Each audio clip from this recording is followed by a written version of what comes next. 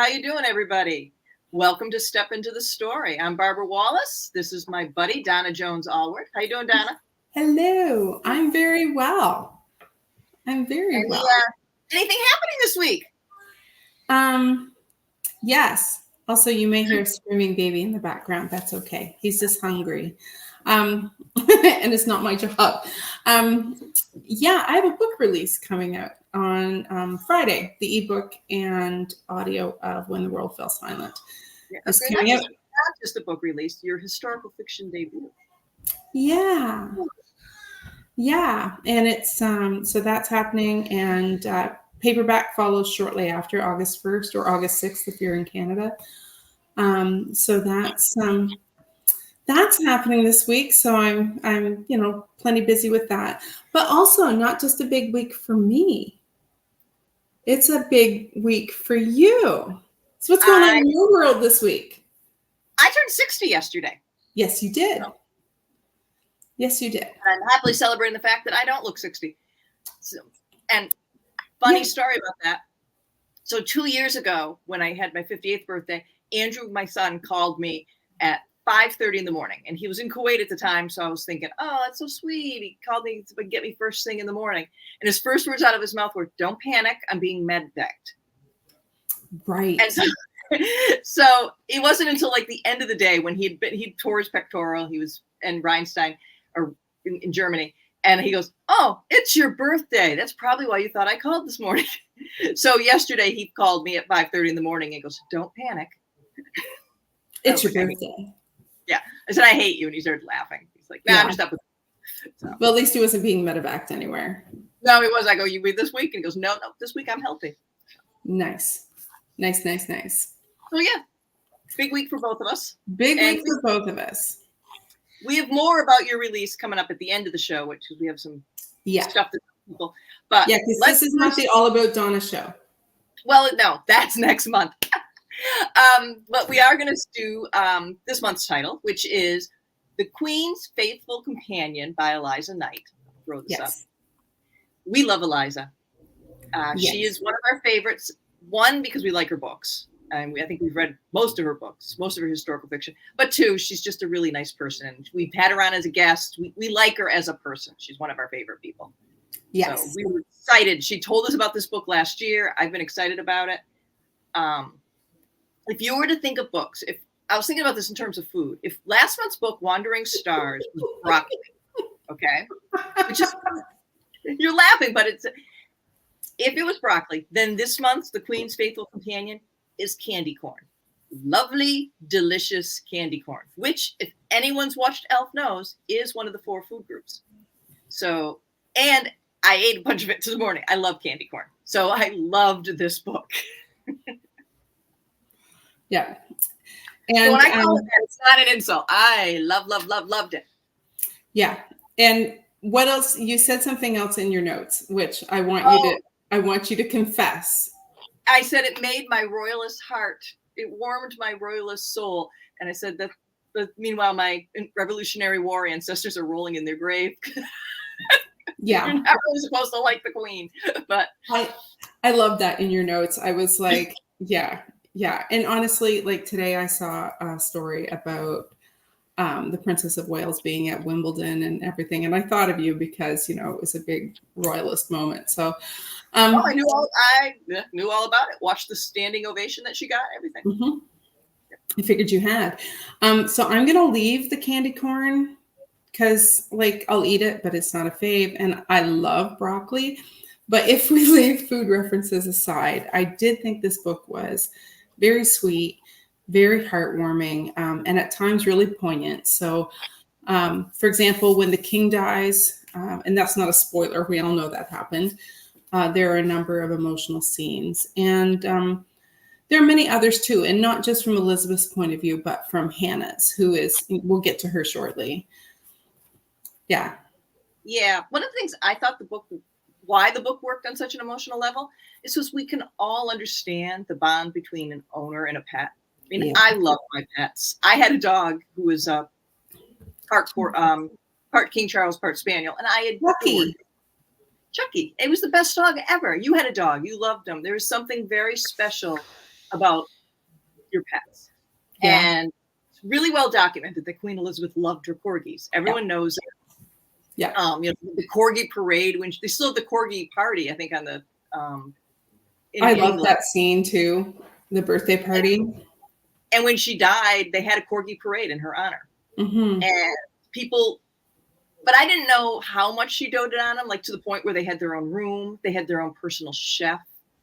Yeah. They had their own footman. I know. And and it was, what was it? It wasn't Footman 1 and Footman 2, but it was something else. But it was 1 and 2, like that's what they were called, the two people. And I love the scenes with the chefs and the descriptions of the food that Susan ate. Like, and also like, Susan's the dog. Yeah, it was like plated. And and then like the constant thing for biscuits. And I loved how, and we're gonna get into Susan's point of view, the dog. Later, but I loved that when we're in her point of view, it didn't really matter what the problem was. It's fixed with a biscuit from somebody's pocket. Yeah. Or I love that. Yeah. Now, I didn't know each other. The other thing I found out from this book is that she bred corgis. She bred purebred corgis. None of them were ever registered. She never competed any of them, and she never sold any of them. Right. Only people who got them as gifts. Now, some breeders did get them.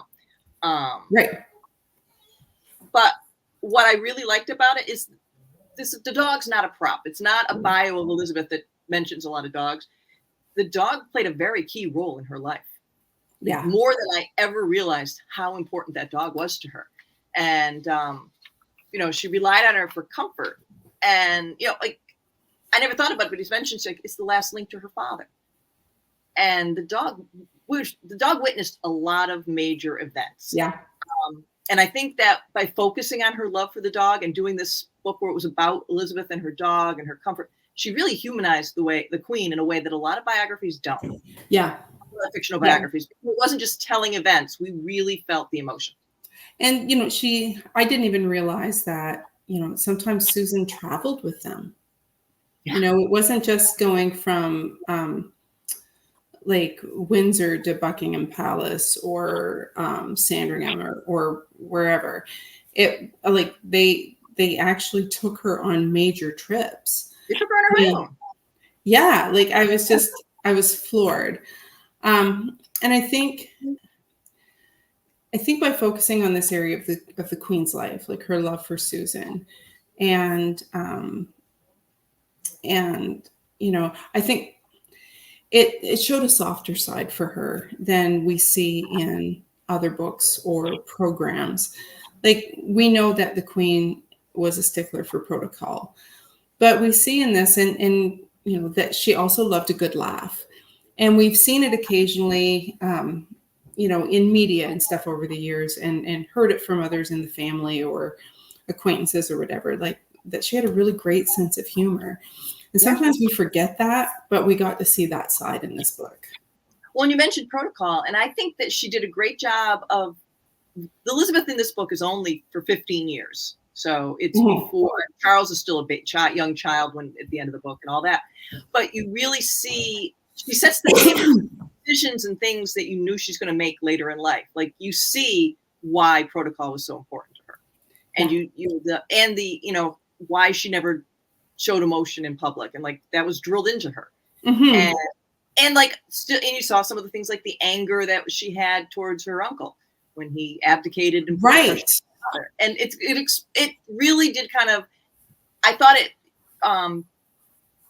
showed us glimpses of what Elizabeth becomes in the future and gave us a really good backstory. And honestly, I'm really glad that backstory. I'm really glad that you mentioned how angry she was at David. Yeah, like I because she that surprised me at how like almost bitter she was about what he did.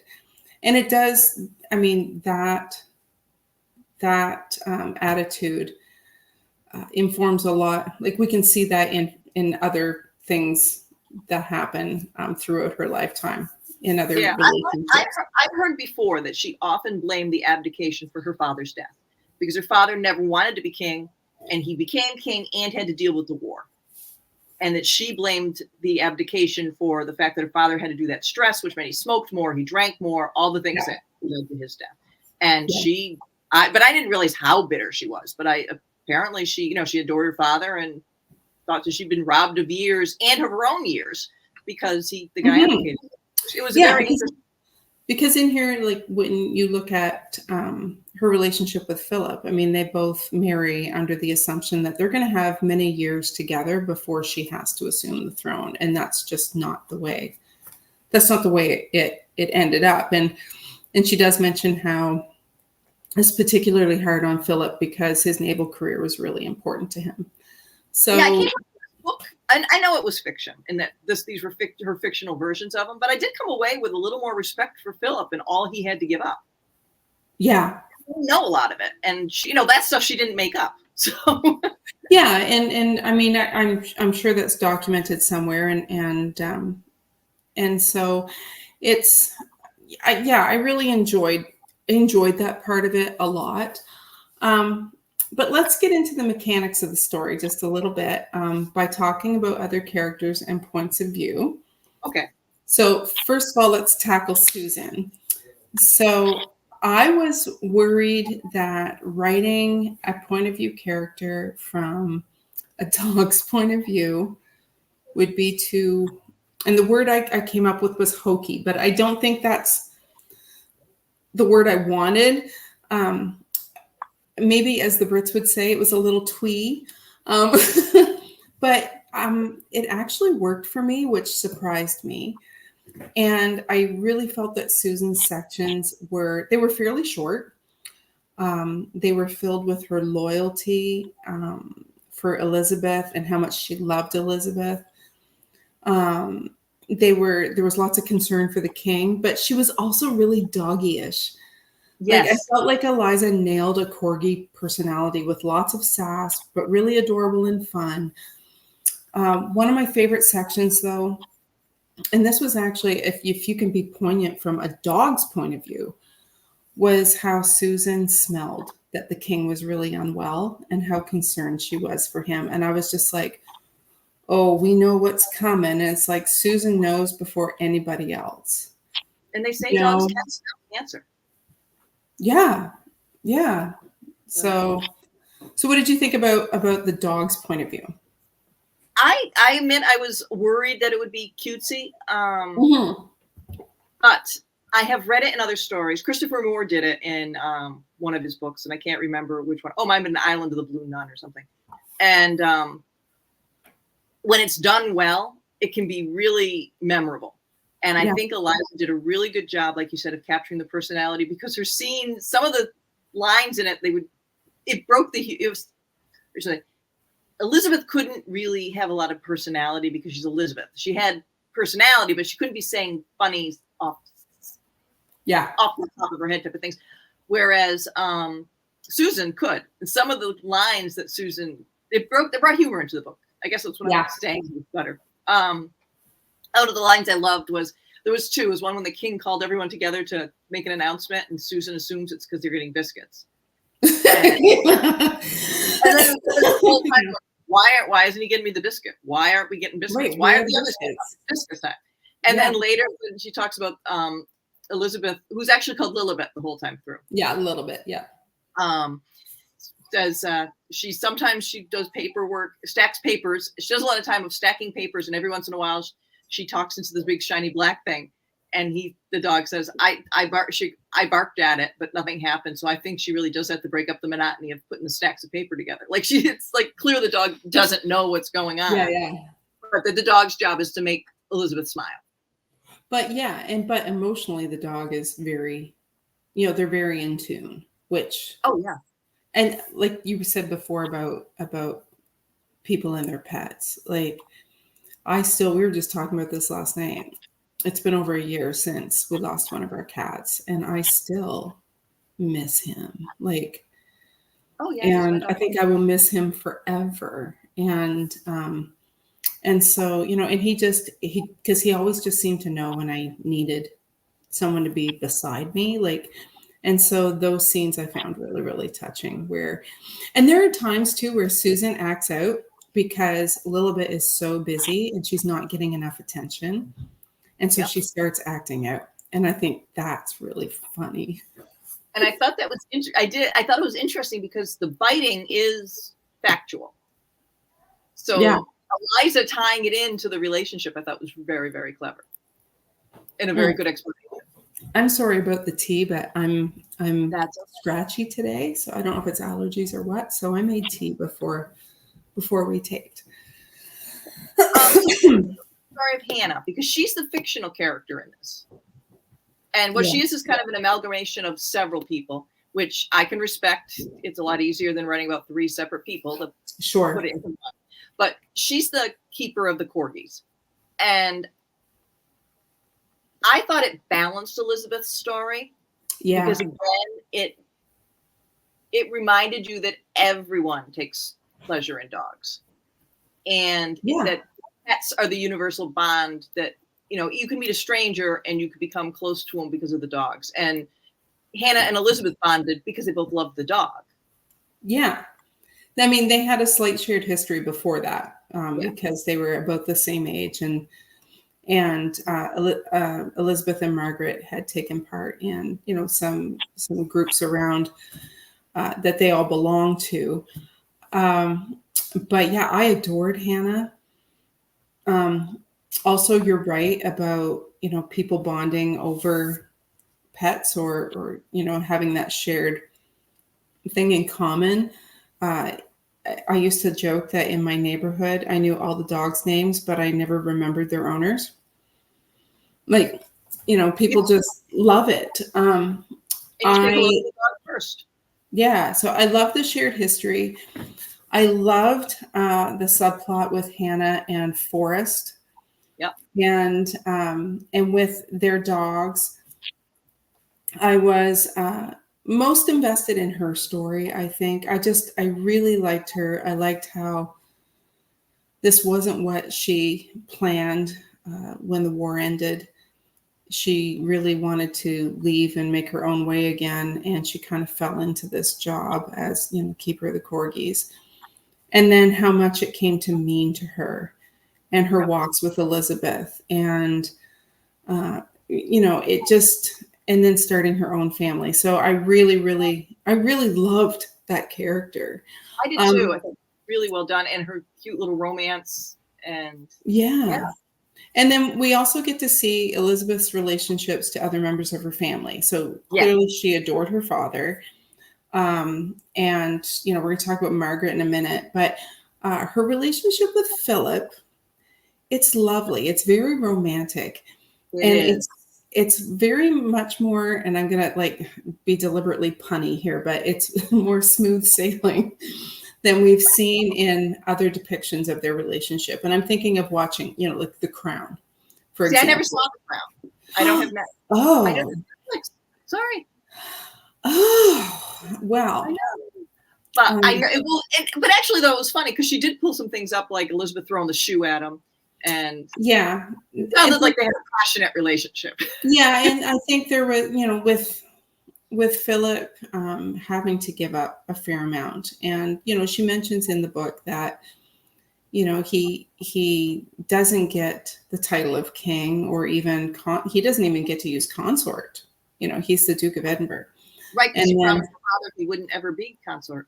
Right, and so then, and then he had given up all rights to his own, because he was a prince, from Greece. And so he had given up his own right to anything, any title there. And then he had to give up his career. And then his children didn't even have his last name. Right. So when you think about all of that, and then if you watch The Crown, which I seriously urge you to get Netflix for a month and just binge watch. I know. But if you look at that, there's more friction about it in the TV drama than there is in this book. But I kind of liked having a softer approach and a more romantic approach here rather than the high drama. You know what I mean? Yeah. I'm going to guess that they probably fell somewhere in the middle. They were married for 73 years. They probably worked. Yeah, and I think there were a lot of choices where they just deliberately chose to go on, and then, you know, clearly they were just devoted in the end. No marriage is that smooth all the time. No, So, and I do remember at the royalist as I am, when he did die, she wrote a note and left it on the coffin, and it was from your darling Lilibet. And you know, she did love her husband very much, and you know, they had ups and downs. I mean, it can't be easy being married to one of the most powerful women in the world and most famous women in the world, and walking 2 feet behind.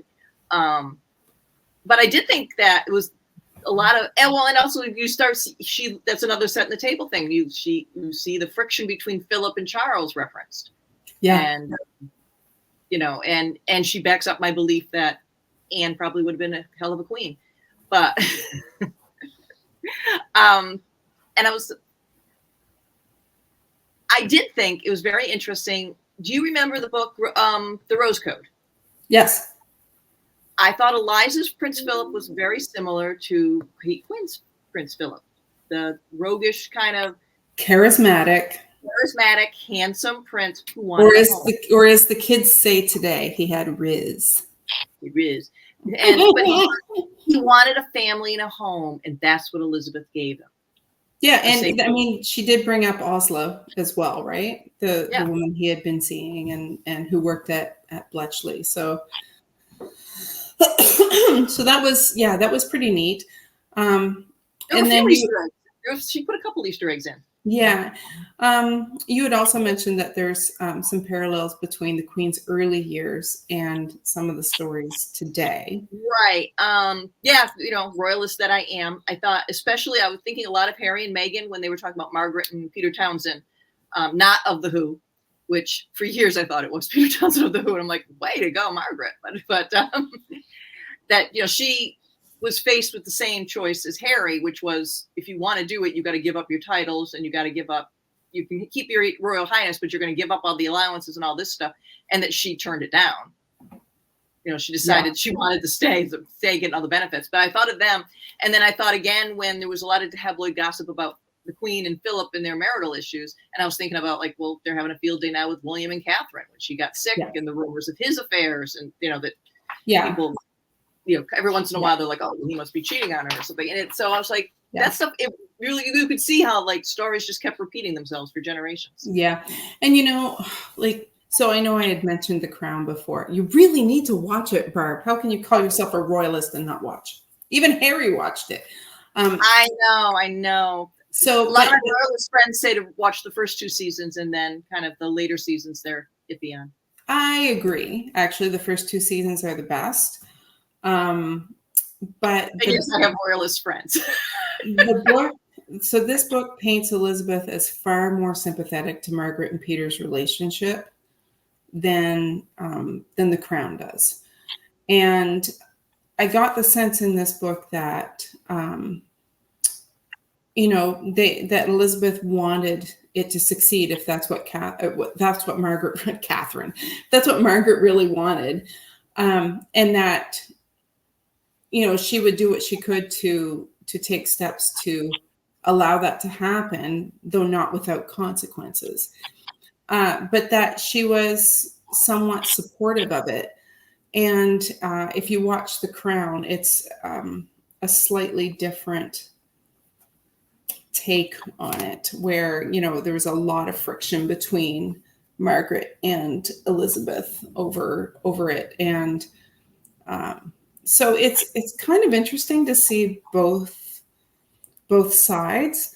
And I just, like they said, I mean, not having watched The Crown, the one thing I will say is we both know Eliza, and we know that she did her research. 100%. So, you know, whatever portrayals that she did, they're backed up. You know, she may have said, okay, you know what, I'm not going to get into all the nitty gritty because it doesn't fit the story. And because okay, I'm going to back up just a minute. I think that the reason I love this book, and it worked so well, and, you know, I don't really like historical biographies, was, one, it was different. And 2, Eliza's training as a romance writer, because she did come from the world of romance, If it didn't serve the story, she didn't put it in. That's and right. Lots of stuff happened during Elizabeth's reign besides the stuff that we saw.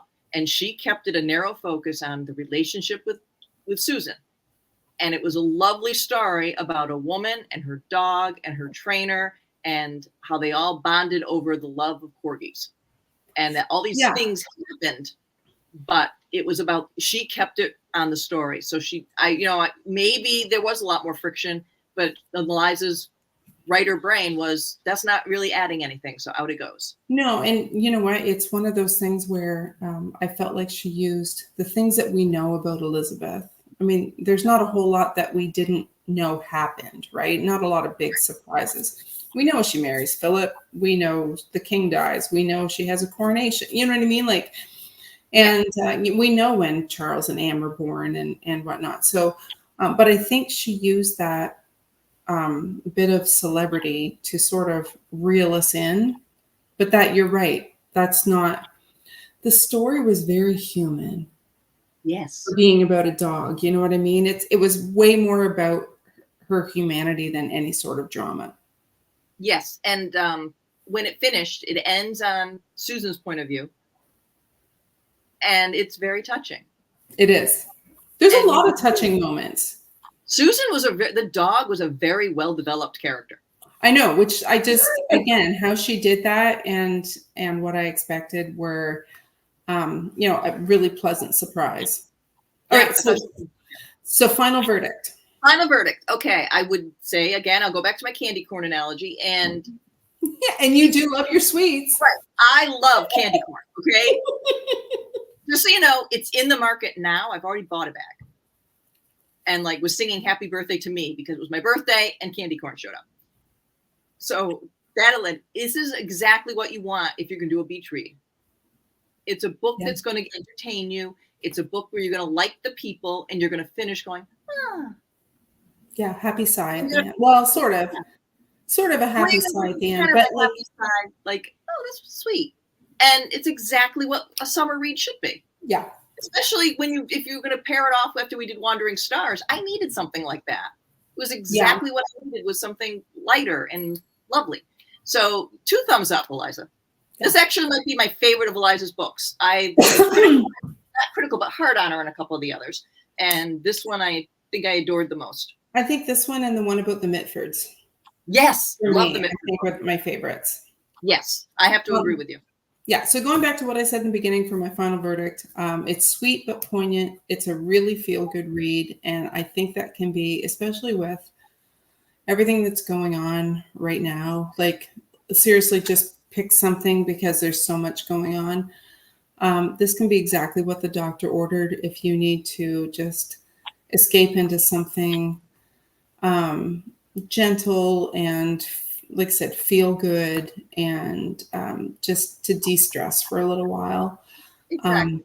I think this is a perfect read for that. Probably not going to like it, but for, other than the people who hate colonialism and royal family, and there are people out there, but if you don't mind the royal family or like the royal family, right, good read. Right, because there are people who are not monarchists that that would be like, no, that's not for me. But I mean, that's fine. But I think if you are, this is what you're going to get. If that's what you're looking for. All right. So yeah. So okay, you're going to tell us what is coming up next. Yes. Okay. So there's no author chat this month. It's July. A lot of people are on vacation. We realized that would be silly to try and find somebody when they're out. Most people are on the beach. So instead, what we're going to do is a little mini book chat where we're each taking a book from our reading challenge and giving our opinions on it. So you can get kind of a preview of some of the books that we asked you to read this week or this month, this year. I'm having a lot of trouble today. All right. So, no, you're not, although you're 60. I mean, no, it's because I've had too much caffeine, but it's a way to get a little bit of a preview. We're going to tell you some of the things that we liked and disliked about some of the reading challenge books. Okay. So I'm doing The Librarian of Burned Books by Rila Briskus. And I'm doing The Witch and the Tsar by Olyeska Gilmore. Yeah. So yeah, we're going to talk about both of those. So if you're doing the reading challenge this year, like please read along and join us because we're going to be dipping into Tell us what you think of the books. Yeah. And so now next month we're doing something. We're shaking up the book chat again. Donna will not be here. Nope. Donna will be off stage. I will be here, but I'll be moderating. We have Sid Young from HF Chit Chat, and we have Emily York from the Book Distiller. They're going to give the book chat and give their thoughts on When the World Fell Silent by Donna Allman. So I know I'm a little nervous about it. I mean, we wanted to feature Donna's book. It's very exciting that she had her first debut. Yeah. I've already given my review. I love it, but we want to get few people who are not necessarily best friends who could give an unbiased opinion. Yeah, and it would be highly inappropriate for me to sit in on that broadcast. So I'm going to be very smart women who can analyze, especially Sid, who's given us some of our favorite reads. Yeah. And Emily too. I think it'll be a very interesting discussion. Yeah. And I love Emily's reviews, and we've had her on before. So yes. 2 really great guests, I think, coming up. Yep. So I'm really happy that these are the 2 women that are going to talk about this book. I am basically going to sit in the back and, just moderate if I need to, but I'm going to let those 2 handle all the talking points. Very good. So if you like the show, please like our channel. It's at youtube.com/@stepinthestorybooks. And we encourage you to join the Facebook community. You see it on the bottom of the screen at facebook.com/group/stepintothestory. We chat about other things. We share historical tidbits. Donna's been putting up information about the Halifax explosion, about the Titanic, which is her current book that she's working on. I've been sharing a lot of stuff about cats for whatever reason. And today I shared something about thistles in Scotland. That's true. She did share something about thistles in Scotland. But we share little historical tidbits and fun tidbits, book recommendations. Our members of the group share book recommendations. In fact, someone just recommended Patty Henry Callahan, or is it Patty Callahan Henry? I goof it up every time. But her latest release, and said it was wonderful. Oh, wonderful. Right. Is that out already? I think it's out in a couple weeks, but she advanced read it. Yeah. Said it was really a special book. Yeah, and I've got a couple of reviews that I'm going to be sharing in the group because I read a couple of really great titles. So we'll share our reviews there, and we also share them on Goodreads and stuff. So lots of fun stuff coming. So I hope you'll join our group. In the meantime, it is very hot here on the East Coast. I think it's very hot all through America. It's heading to Canada. Oh no, we've been in it for 2 weeks. Okay. Well, then everyone, please stay in air conditioning, drink lots of fluids, and be careful. And we'll see you in a couple weeks. Bye-bye.